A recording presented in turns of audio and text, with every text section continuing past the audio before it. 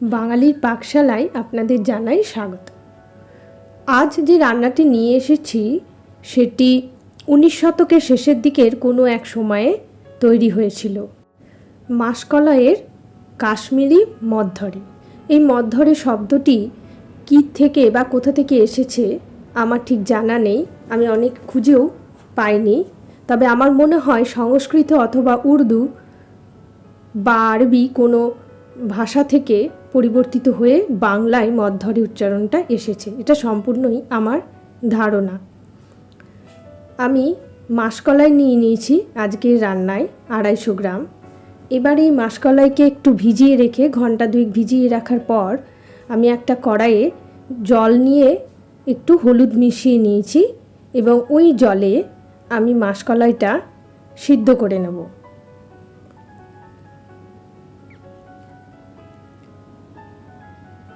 প্রায় মিনিট 15 পর একবার খুলে দেখে নিলাম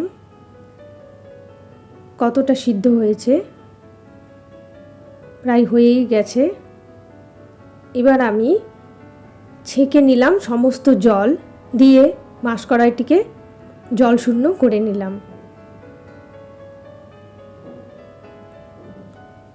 এবার এই সিদ্ধ করা মাসকলাইয়ের সাথে আমি মিশিয়ে দেব 150 গ্রাম টক দই, বা একটু বেশি দই হলেও সমস্যা নেই,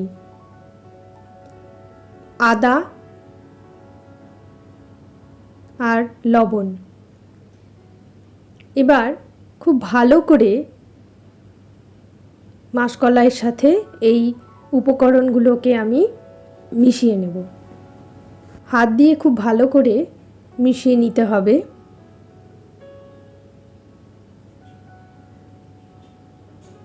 সুন্দর করে মিশিয়ে নিচ্ছি আমি এই মাসকলাইয়ের সাথে, সবগুলোর সাথে যাতে দইয়ের মিশ্রণটা মিশে যায়।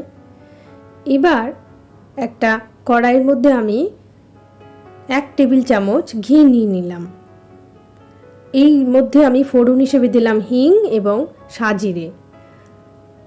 গন্ধ ছাড়তেই, হিংয়ের গন্ধ ছাড়তে ওর মধ্যে আমি মেখে রাখা মাসকলাইয়ের মিশ্রণটি দিয়ে ভালো করে নাড়াচাড়া করে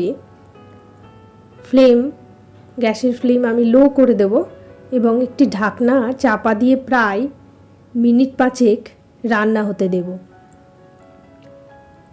দই থেকে বেরোনো জলেই আরও খানিকক্ষণ রান্না হয়ে গেছে। এবার আমি নারকেল কোড়া দিয়ে দিলাম এই মিশ্রণে। এবার দিয়ে দিলাম গোলমরিচ গুঁড়ো, গরম মশলা